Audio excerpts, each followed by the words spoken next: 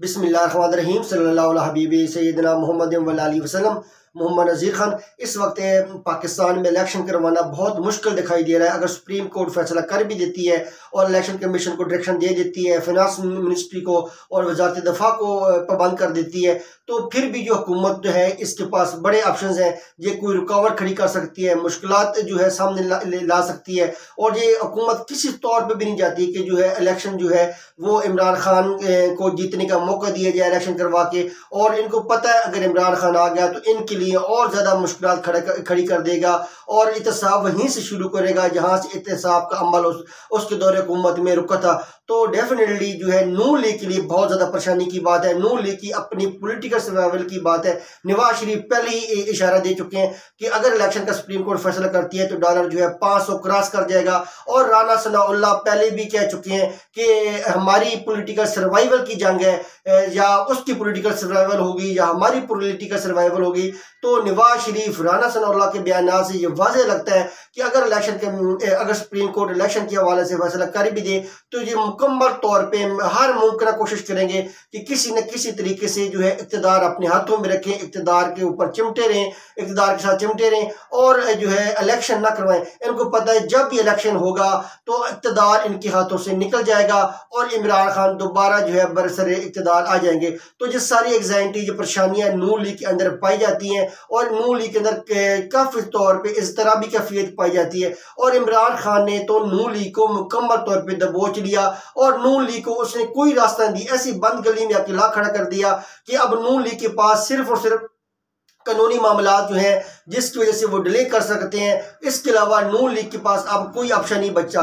तो ये डिले पे डिले करते जाएंगे, मामला सुप्रीम कोर्ट चले जाएंगे और ये फिर आपको पता है सुप्रीम कोर्ट में जब मामला जाएंगे तो फिर वो टूर का एक्सटेंड हो जाएंगे, उसमें मामला को और डिले हो जाएगा।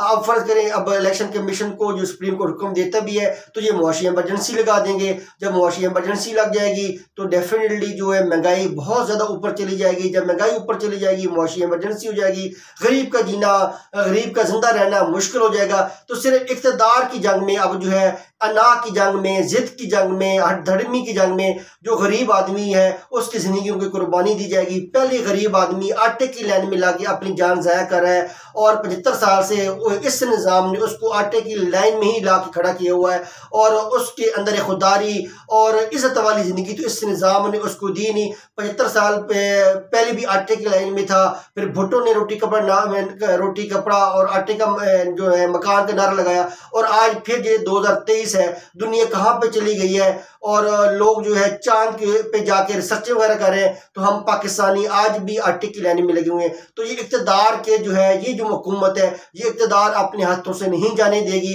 जी हर मुमकिन कोशिश करी, हर दफ़ा जो है अगर सुप्रीम कोर्ट का हुक्म आ भी जाएगा तो डेफिनेटली जी उसके रास्ते में और रुकावटें पैदा कर देंगी, नोटिफिकेशन आते रहेंगे और इसी तरह के जो मामलात हैं मुआशी एमरजेंसी लगती रहेगी। इस तरह के जो मामलात है कभी सिक्योरिटी की सूरत हाल की बहाना बना लेंगे।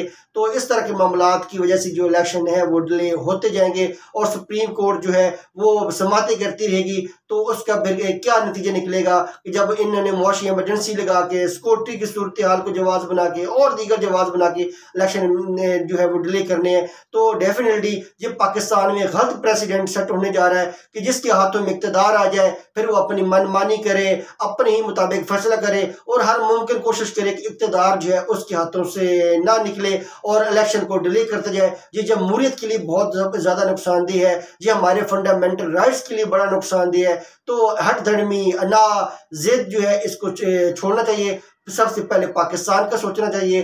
पाकिस्तान में इलेक्शन का इस वक्त होना बहुत ज़्यादा ज़रूरी है, आइन की बालादस्ती का होना बहुत ज़्यादा ज़रूरी है। तो आप जो है इफ़ एंड बट के पीछे में, टेक्निकल पॉइंट्स के पीछे में अगर डिले करते जाएंगे तो इससे आप अपना जमहूरियत का और दीगर सियासी पार्टियों को नुकसान करेंगे और अब पहले ही आपका वोटर जो है वो आपसे दूर होता जा रहा है। फिर आप कितना अपने वोटर को और कन्विंस करेंगे। तो अगर अल्लाह न करे कि अगर इलेक्शन आता है, इलेक्शन का फैसला सुप्रीम कोर्ट करती है तो फिर आप अगर डॉलर 500 पे लेके जाएंगे तो डेफिनेटली आम आदमी की तो जिंदगी है वो भी बड़े पहले मुश्किलात से है तो और मसाइब से है, दुखों से भरी हुई है। तो उसका जीना तो और सांस लेना भी मुश्किल होता जाएगा।